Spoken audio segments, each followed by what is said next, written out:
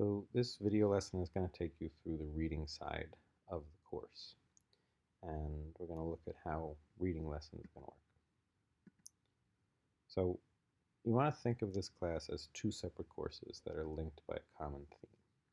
So we have Candy and New York, and while we're going to be writing this kind of nonfiction book on the role of candy stores in New York City, at the same time as we're working on researching, we're also going to be reading literature. It's still your high school English class. So sometimes our reading lessons won't be on quite the same thing as our writing lessons, but the idea is when we're reading things that are related to this theme of candy and food and the role of food as a kind of metaphor in literature, what we learn from the books we read will kind of help our thinking when we're writing the book that we're going to write. So on certain days, or part of certain days, we'll focus on literature, nonfiction, movies, artwork, things like that that are related to this topic.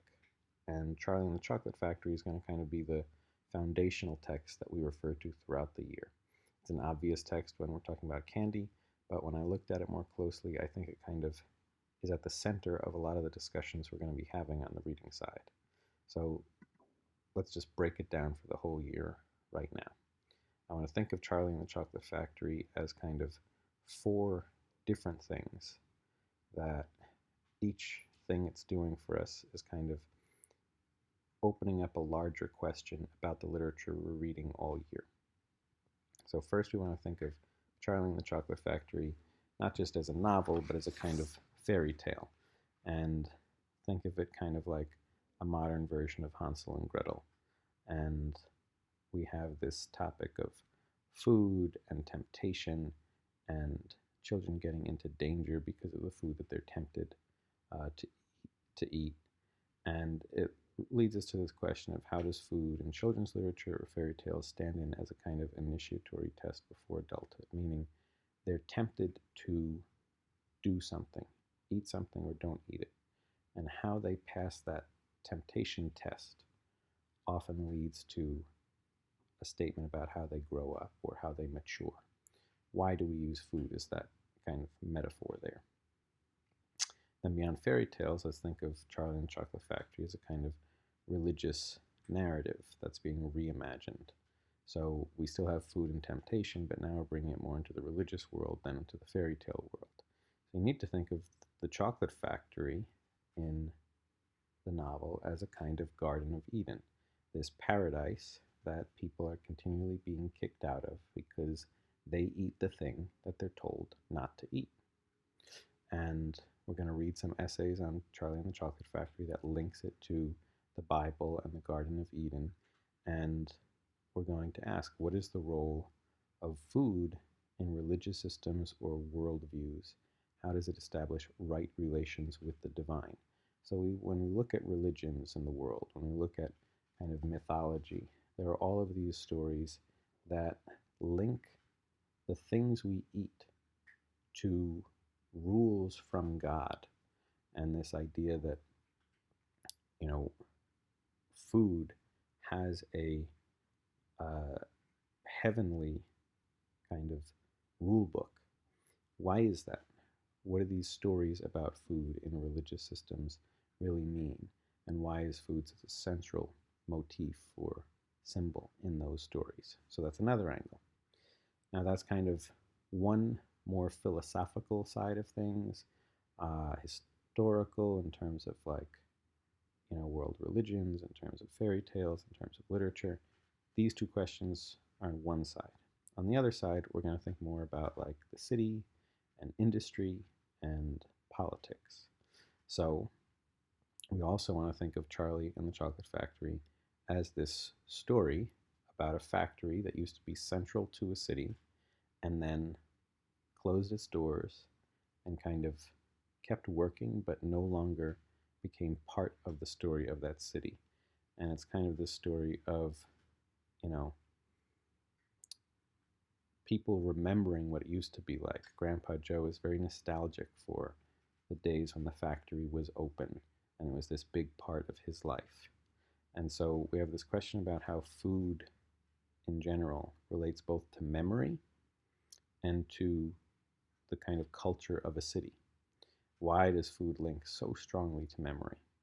How does food help develop the identity of a city? So this is a completely different question from these more philosophical ones.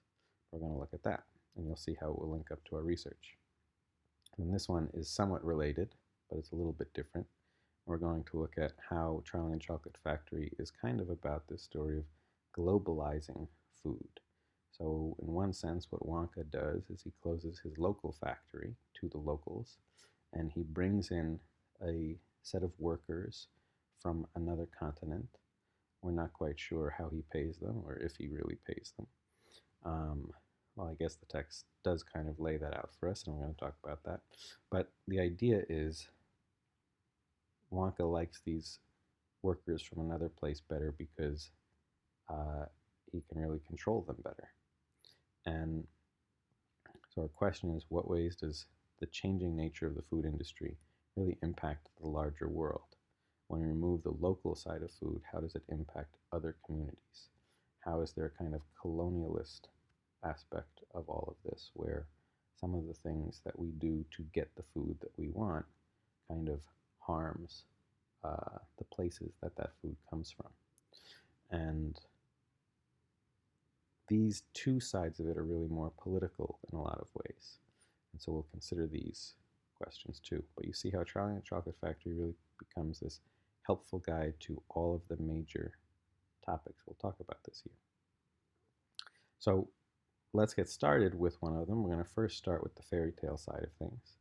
And I want to explain the process today more than I want to explain, the fairy tale stuff, but we'll talk about it a little bit too. So to kind of sum up what I just said, we have two kind of main strands this year on the reading side that we're going to consider, two big ideas. One is food as a foundational motif in religion, myth, folklore, and literature. And the other is the role of food, industry, and politics in the development of a city and its people. We're going to look at these two strands through literature, through nonfiction, through fairy tales, mythology, religious stories, but each time these two ideas will keep coming up. We're going to start with this side of things, through linking Charlie and the Chocolate Factory to folklore, fairy tales. So our first big question is what I had on the other slide. How and why does food in children's literature or fairy tales stand in as a kind of initiatory test before adulthood?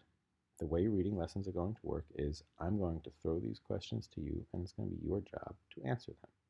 How you answer them is going to also be up to you, but I need to see that it gets answered through discussion and through working together. There'll be some writing that's involved, but I'm going to give you kind of options about how to do it, but you've got to make it come to life. So each time we start to tackle some of these big ideas, we're going to break it down into a larger question and then some smaller ones. Now, your job will then to be breaking down these smaller questions into even smaller questions, but I'm giving you the kind of framework. So for fairy tales, how and why does food and literature, children's literature or fairy tales, stand in as a kind of initiatory test before adulthood? So what that means is folklore is full of stories of children being tested by some kind of magical event. And on the other side of the test, if they survive the test, is adulthood and growing up. Sometimes the test is about food. Why? So let's ask first, how does Roald Dahl in Charlie and the Chocolate Factory use fairy tales to kind of write his story? So he's using this fairy tale test structure to create his novel. What are the similarities between Dahl's story and fairy tales?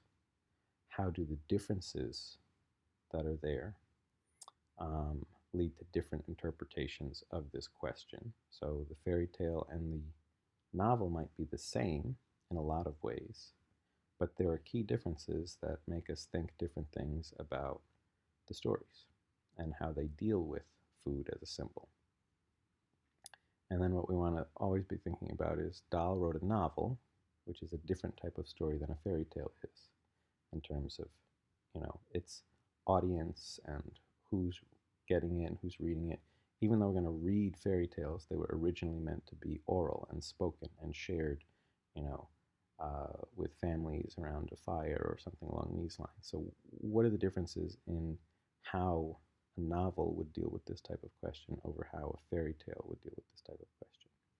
So, you see how we have the larger question, we break it down into smaller topics, but these are still kind of big questions, and the answers to them aren't going to be easy.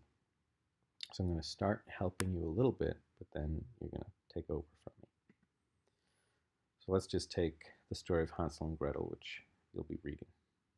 To me, we can really link Hansel and Gretel and Augustus Gloop in a lot of ways. So what are the connections? What are the similarities between Wonka's world and the world of Hansel and Gretel? So first, we have the edible edifice, meaning a building that can be eaten. In Hansel and Gretel, it's the witch's home. In Charlie and the Chocolate Factory, it's the chocolate factory where they go into these rooms, and particularly the chocolate room, they can eat the landscape. So there's this similar thing going on there. Then there's the test I was talking about, the initiatory test. Hansel and Gretel are thrown into the woods. They're either going to die or they're going to survive. They have this moment where they're tempted to eat from the house. They get captured as a result of it. Then they have to figure out how to get out of that house and return home. And they pass that test. In Charlie and the Chocolate Factory, these children who won the golden tickets are being tested by Wonka, and the last kid standing is the one who's going to win. In both stories, the test saves the poor, starving, good-hearted children, and it punishes the wicked ones who are greedy. So our question is, in this case, why is food the kind of initiatory test? Why is food symbolic of something that leads you to kind of grow up or be rewarded as a child? What is this test? Why do both of these stories have this kind of, hey kids, you're being thrown in this weird place, you're going to be tempted by food. In order to survive, you've got to pass this test. What's going on there? So by seeing the similarities, we can start to ask those questions. But differences help us see more too. So it's not the same exact story.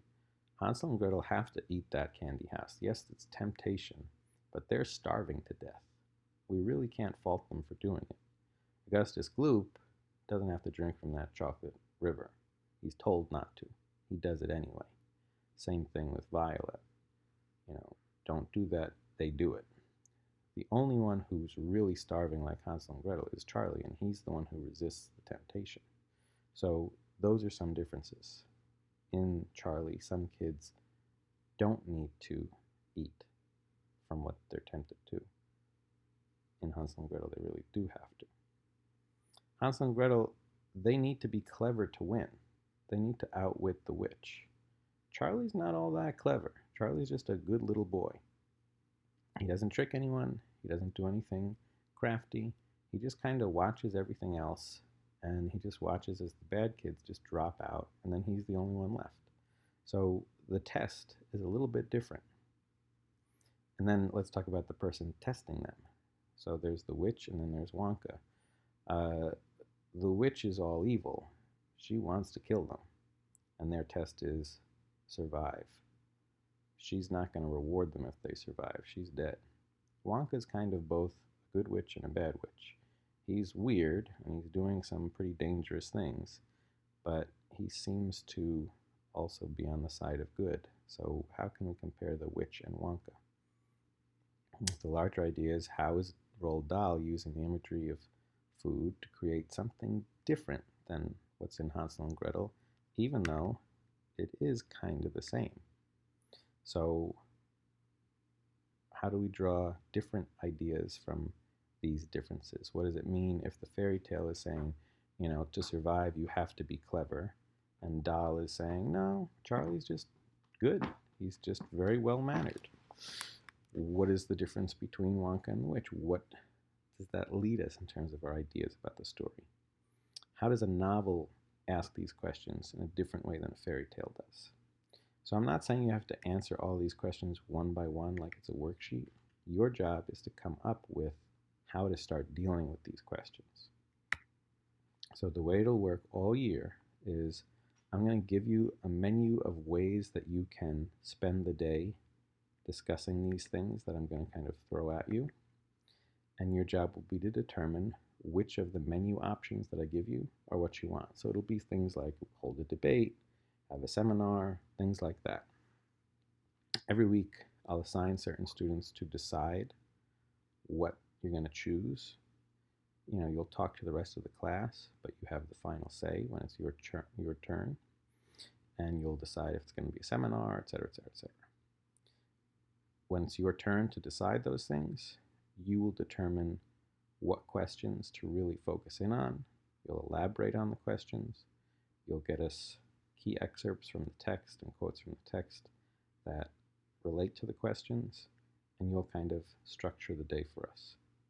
Since this is the first time we're doing it, the homework will be for everyone in the class to create a plan, and then we'll decide which one we'd like to try out.